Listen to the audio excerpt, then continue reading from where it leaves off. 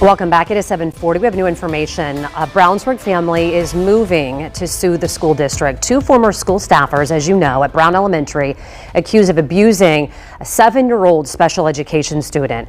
The family has filed a tort claim. That is the first step in notifying the district of a possible lawsuit. Right now, again, 5 former staffers with Brownsburg School face charges in the incident. 2 accused of forcing the child to eat his vomit in February. Those staffers have either been fired or resigned from the district. Parents went to a special meeting last night to let their voices be heard. So my son, he wasn't directly affected by this, but like all the other life skills parents, we are all, obviously, like I know I have been nervous and anxious to send my son to school. Like my son's nonverbal. So it's like your biggest fear. More monitoring of the cameras, possibly more cameras in place, reporting, more structures, training. Now, attorneys Catherine Michael and Tammy Meyer represent the family of that 7-year-old. They join us live on the Rad Couch now to talk more about what you have uncovered, what you've seen, helping the family. Thank you for being here. Let's start with the meeting. Catherine, we'll start with you. What came out of the meeting last night? What was this meeting about? So what we understand is this meeting was to talk to parents in the life skills classroom about some of the problems that have occurred and what changes they say are going to be made. The unfortunate thing that we're hearing from many parents is there are not a lot of changes that are going to be made, and there weren't a lot of explanations provided to those families. So they left more frustrated?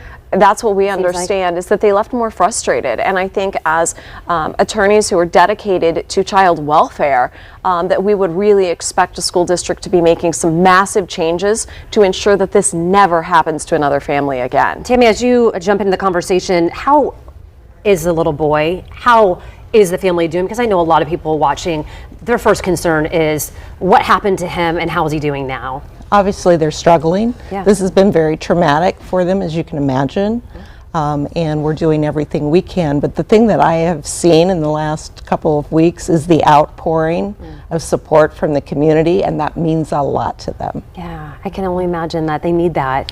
Catherine, let's talk about this meeting a little bit more, because there was something that came out. We had a reporter that tried to get some information, was kicked off the property.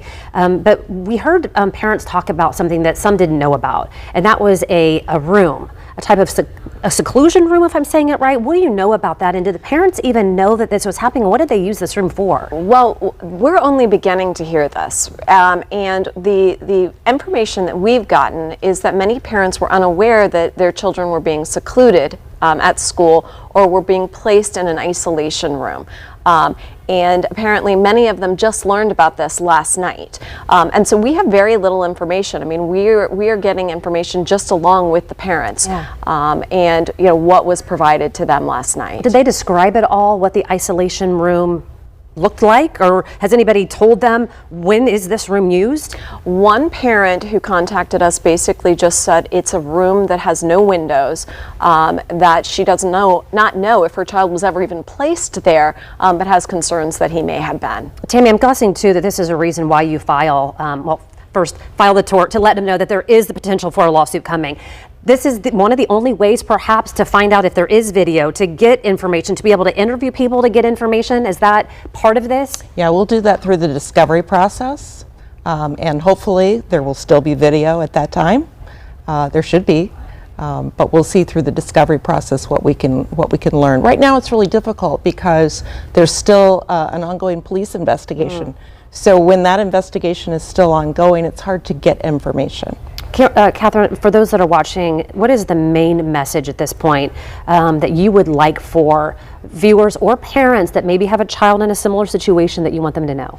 I think it's really important, if you saw abuse, whether it was this year, last year, 5 years ago, regardless of what school district you're in, that you come forward. We hear from a lot of staff members that they're afraid to come forward because of the mandatory reporting requirements. Now will they be charged if they speak out? And I think that they really need to be considering the welfare of the children within those schools and really speak up, because this is a problem that we have in Indiana that seems to be really growing. And that's a big concern and it should be for all of us. And those individuals really do need to come forward. Tammy, what do you know about video and cameras? I mean, I don't believe that they're required in schools. I know that there are a lot of parents that say, I want to be able, I mean, I don't even know how, this just came to my mind. I think about when I go on vacation and I take my pet. And my pet, I get to watch my pet all day long. Mm-hmm. I can listen and I can watch what my pet is doing in the pet hotel. Why can't I see what is happening with my child in a schoolroom when we know that these issues are there? Is that a concern or? Sure, exactly. And I think that was raised last evening, my understanding, by several of the parents. We've got video everywhere these days, in the mall, in restaurants, wherever. Why can't we have a video, particularly in the special needs classrooms and in the isolation rooms? Why not? I hear, I mean, again, I don't want to make it bigger because we don't know what happens in that, but just the sound of it, it hurts my heart. I think it's the fact that it is all shadowed in darkness, right? Parents don't know what's happening in these rooms. They've never been privy to any sort of video. And when we do get videos, some of what is revealed, as we've talked about on this show, is the problem that what we're seeing on those videos.